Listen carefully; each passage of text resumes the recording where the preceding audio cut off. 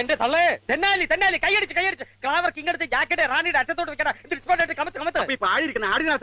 എന്നെ നെഞ്ചത്തോട്ട് വെക്കടാ കളി പറഞ്ഞു കൊടുക്കാനാണെങ്കിൽ സുശീല ചേട്ടൻ പിടിക്കണ്ട എന്നിട്ട് വീട്ടിൽ പോ.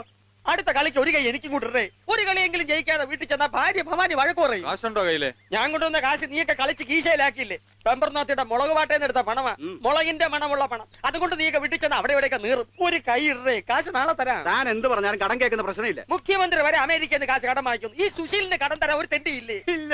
പിന്നെ ചീട്ട് കളിക്കാൻ സ്റ്റേറ്റ് ബാങ്കിൽ ലോൺ തരുമോ? അല്ല. ചേട്ടന്മാരെ 100 രൂപയ്ക്ക് ചില്ലറ തരുമോ? എന്ത് മുടിഞ്ഞ കളിയാ ഇത്.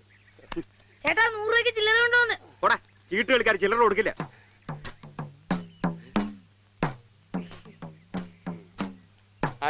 ചില്ലറ ഞാൻ തരാം. 100 രൂപയ്ക്ക് മതിയോ? മതി.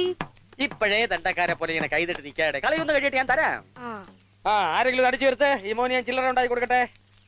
അതുകൊണ്ടാ ക്ലാവ് റാസ് നല്ലത്. അതാണ് തീരുവ കളി.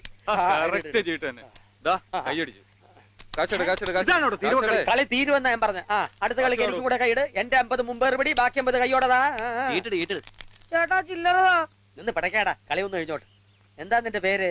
വിമൽ കുമാർ. അല്ല, നിന്റെ പേര് ഈശ്വരൻ. എന്റെ മുന്നിൽ ബാലരൂപത്തിൽ പ്രത്യക്ഷപ്പെട്ട ഈശ്വരൻ. എന്താ ജോക്കർ?